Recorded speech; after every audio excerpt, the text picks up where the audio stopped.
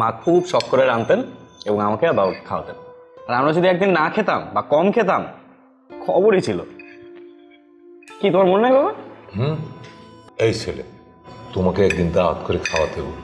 তুমি তো দুদিনের জন্য এসছো, আবার চলে যাবে, তোমাকে আগে খাওয়াতে হবে। তোমার বাবা মা কি বেঁচে আছেন? ওনাদের বয়স কত? কোথায় থাকেন? মামা, এটা তুমি কোনো কাজ করলা বলো তো? মানে আমি আসলাম আর তুমি চলে গেলা। আরে আমি তো বুঝছি যে তুমি কাজে গেছো, তাড়াতাড়ি চলে আসো। হ্যাঁ হ্যাঁ, এখন তো আর বাবাকে নিয়ে টেনশন নাই, আমি যতদিন আছি।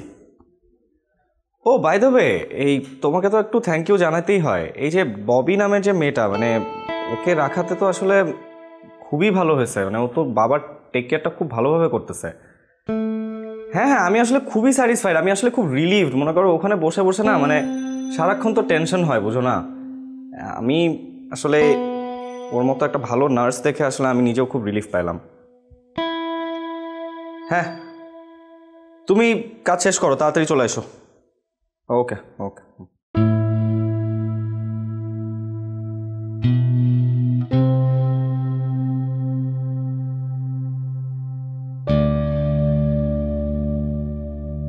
কিছু খুঁজছেন?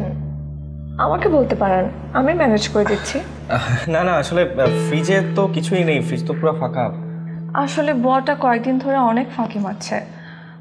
ওর মেয়ের বিয়ে তো, তাই আমিও কিছু বলতে পারিনি। ও কয়দিন ছুটি নিয়েছে?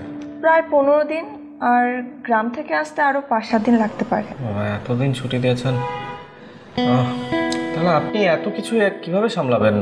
সামলাচ্ছি, তেমন কোনো প্রবলেম হচ্ছে না। না, কিন্তু বাবার খাবার বানানোর দায়িত্বটা তো আর আপনার না, ওটা তো বুয়ার কাজ। আপনি অস্থির হবেন না, আই এম ফাইন। আর তাছাড়া এখন আঙ্কেলের যে অবস্থা, তার বেশি স্পাইসি খাবার খাওয়া ঠিক না। সো বুয়া থাকলেও তাকে আমি সবসময় গাইড করতেই থাকতাম। উনি না থাকাতে আমার তেমন কোনো প্রবলেম হচ্ছে না। আচ্ছা ঠিক আছে, কিন্তু ফ্রিজ তো ফাঁকা, আমি বরং তুমি ইমিডিয়েটলি বাজার করে নিয়ে আসি। আমি যাই তাহলে, একটু সুপার শপ থেকে বাজার নিয়ে আসি।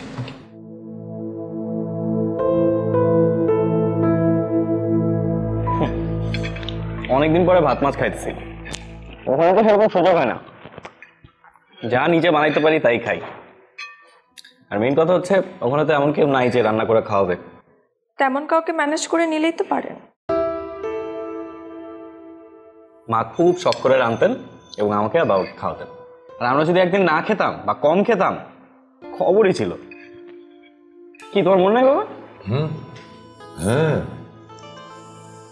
আমার বউ না এইসব ব্যাপারে খুব সিরিয়াস।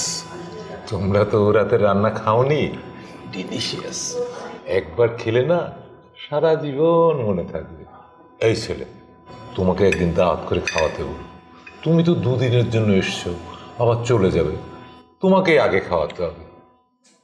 আচ্ছা, এই তোমার বাবা মা কি বেঁচে আছেন? ওনাদের বয়স কত? কোথায় থাকেন? এই মেয়ে, আরে ওনাকে বেশি করে খাওয়ার দাও, গেস্ট মানুষ, পরে তো আবার নিন্দা করবে কম দিলে। হ্যাঁ হ্যাঁ আঙ্কেল, আমি দিচ্ছি, আপনি এটা নিয়ে কোনো টেনশন করবেন না, আমি ওনাকে দিচ্ছি। কিন্তু আপনি নিজে তো কিছুই খাচ্ছেন না। আমি তো এভাবে খেতে পারি না, ওই তো আমাকে খাওয়াইবে। ও কোথায়? ওকে একটু ডাকো না। এই যে তুমি কোথায় গেলে? আমার এদিকে আসো না, আমি তো এভাবে খেতে পাচ্ছি না। আঙ্কেল আঙ্কেল ঠিক আছে, আপনি খেতে পাচ্ছেন না, এটা কোনো প্রবলেম না। আমি আছি না, আমি আপনাকে খাইয়ে দিচ্ছি। আচ্ছা, আসলে আমি ছোট মানুষ তো, একা একা খেতে পারি না, তাই না?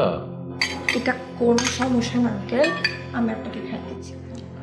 আমার মনে হয় এটা করা উচিত হবে না, বাবার ডিপেন্ডেন্সিটা আরো বেড়ে যাবে। বাবার নিজের কাজটা নিজেই করা উচিত।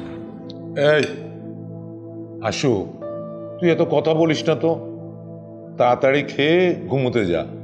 কাল সকাল সকাল উঠতে হবে না, তোর স্কুল আছে তো, ওর তো মা বকুনি দেবে। হ্যাঁ বাবা।